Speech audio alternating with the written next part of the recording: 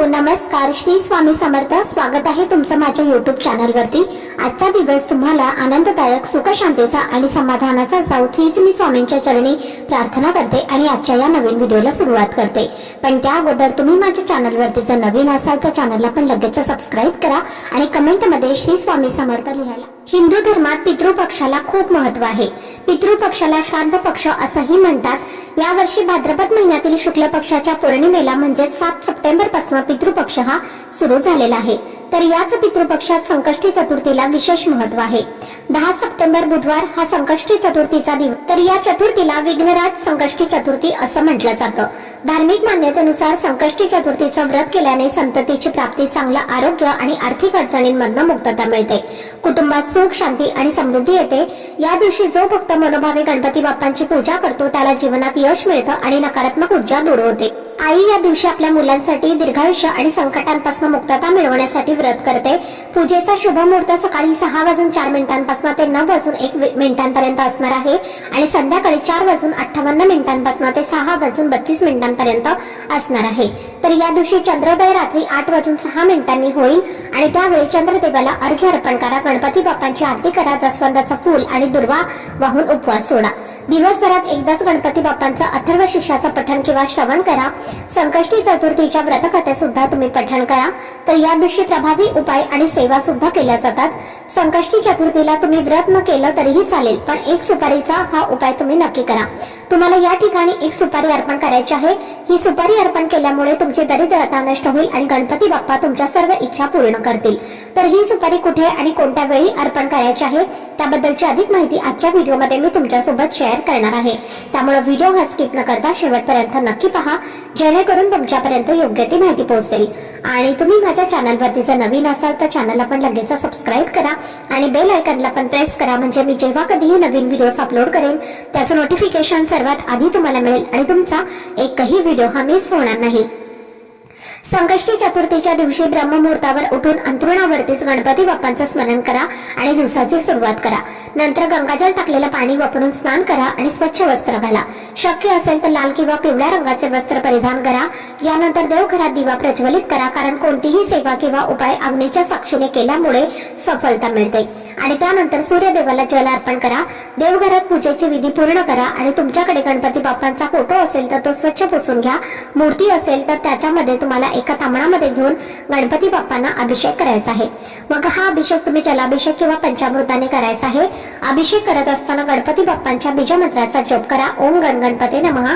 गणपती अथर्व शीर्षाचं पठण सुद्धा करू शकता. पुन्हा गणपती बाप्पांची मूर्ती स्वच्छ करून त्यांच्या स्थानावर ठेवून चंदन लावा. त्यांना हळद, कुंकू, अक्षता, धूप, दीप, अगरबत्ती अर्पण करा. जास्वंदाचं फूल आणि 21 दुर्वांची जोडी सुद्धा अर्पण करा. अर्पण करत असताना तुमच्या मनातील इच्छा बोलून ते अर्पण करा. त्यामुळे गणपती बाप्पा तुमच्यावरती प्रसन्न होतात आणि तुम्हाला सुख, समृद्धी आणि बुद्धी देतात. त्यांच्यासमोर गोडाचा नैवेद्य अर्पण करा. मोदक असतील तर मोदक अर्पण करा किंवा गुळ खोबऱ्याचा नैवेद्य सुद्धा अर्पण करू शकता. आंतरिक शांती आणि वातावरण प्रसन्न ठेवण्यासाठी धूप, दीप, अगरबत्ती लावा. संकष्टी चतुर्दशीच्या दिवशी तुमच्या मुलांकडनं सुद्धा गणपती बाप्पांची सेवा करून घ्या. मुलांच्या हाताने जास्वंदाचं फूल आणि दुर्वा अर्पण करा. त्यांना गणपती बाप्पांचा बीजमंत्राचा 108 वेळेला जप करायला सांगा. ओम गण गणपती नमः. तुमच्या मुलांना गणपती अथर्व शीर्षाचं पठण करायला सांगितल्यास त्यांना त्याचा खूप लाभ होईल. जर ते पठण करू शकत नसतील तर तुम्ही त्यांना वाचन करून सुद्धा दाखवू शकता किंवा त्यांनी श्रवण केलं तरी सुद्धा त्यांना त्याचा लाभ होईल. यानंतर संकष्टी चतुर्दशीच्या व्रतकथा पठण करा.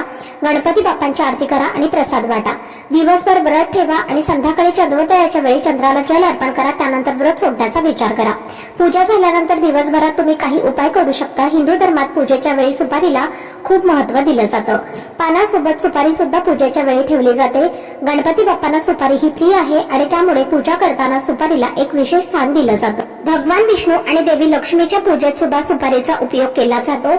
सुपारीच्या काही उपायांमुळे धनामध्ये वाढ होते, सुख समृद्धी येते आणि या उपायांनी तुमचा व्यवसाय आणि करिअर मध्ये सुद्धा चांगला फायदा होतो. या उपायासाठी तुम्हाला एक सुपारी घ्यायची आहे जी पूर्णपणे अखंड असावी, तुटलेली, फुटलेली किंवा खराब झालेली नसावी आणि ही सुपारी नवीन कोरी असावी. आधी पूजेतील वापरलेली सुपारी तुम्हाला वापरता येणार नाही. तर हे उपाय तुम्ही देवघरात बसून करायचे आहे. तुम्हाला एक तांब्या घ्यायचा आहे, त्यामध्ये सुपारी ठेवून तुम्हाला त्यावरती 11 वेळेला पाणी अर्पण करायचं आहे. प्रत्येक पाणी अर्पण करताना ओम श्री विघ्नहर्ताय नमः किंवा ओम गण गणपते नमः या मंत्राचा जप करा. सुपारी स्वच्छ पुसून घ्या आणि त्यानंतर लाल रंगाचा एक कॉटनचा कपडा घ्या आणि तो आपल्या देवघरात असलेल्या गणपती बाप्पांच्या समोर ठेवा.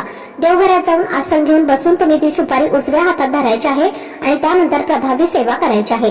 108 वेळेला गणपती बाप्पांचा मंत्र तुम्हाला जपायचा आहे. ओम श्री गणपते नमः किंवा ओम श्री विघ्नहर्ताय नमः. त्यानंतर गणपती अथर्व शीर्षाचं पठण करा 11 वेळेला आणि त्यावेळी तुमच्या मुलांना तुमच्या आजूबाजूला बसून त्यांना श्रवण करू द्या. त्यांनी ते ऐकल्यामुळे त्याचा त्यांना नक्कीच फायदा होईल. गणपती अथर्व शीर्षाचं पठण करून झाल्यानंतर सगळ्यात शेवटी 1 वेळेला फलश्रुतीचं पठण करा. फलश्रुती वाचनामुळे तुम्हाला केलेल्या सेवा आणि उपासनेचा या गोष्टींचा लाभ लवकर मिळतो. तर हे दोन्ही उपाय अत्यंत प्रभावी आहेत आणि गणपती बाप्पा लवकर प्रसन्न होतात. सुपारी अभिमंत्रित झाल्यावर ती लाल कपड्यात बांधून पोटली तयार करा. पोटली तयार झाल्यावर ती सुपारी संपूर्ण दिवसभर गणपती बाप्पांच्या चरणाजवळ ठेवू शकता. संध्याकाळी विधिवत पूजा करून गणपती बाप्पांची आरती करा आणि त्यांना आपल्या मनातील इच्छा बोलून त्यांच्यासाठी प्रार्थना करा. यानंतर ही सुपारीची पोटली उचलून त्यामध्ये ठेवलेली सुपारी तुमच्या घरातल्या कपाटामध्ये ठेवा आणि ही अभिमंत्रित पोटली तुम्ही तुमच्या पाकिटामध्ये ठेवू शकता किंवा घरात तुम्ही जिथे धन ठेवतात जसं की कपाट, तिजोरी किंवा इतर ठिकाणी ठेवू शकता. ही पोटली तुमच्याकडे असल्यामुळे घरात लक्ष्मीचा वास होतो आणि घरातील धनप्राप्तीचे अनेक मार्ग खुले होतात. त्यामुळे तुमची दरिद्रता दूर होऊन कुटुंबाची भरभरून प्रगती होते. त्यामुळे तुमचं जीवन सुधारेल आणि घरामध्ये सुख, शांती, समृद्धी येईल. आणि म्हणूनच हा व्हिडिओ जास्तीत जास्त लोकांच्या सोबत शेअर करा जेणेकरून प्रत्येकाच्या आयुष्याचं कल्याण होईल. आजचा व्हिडिओ जर तुम्हाला आवडला असेल, माहितीपूर्ण वाटला असेल तर व्हिडिओला लाईक, शेअर आणि चॅनलला सबस्क्राईब नक्की करा.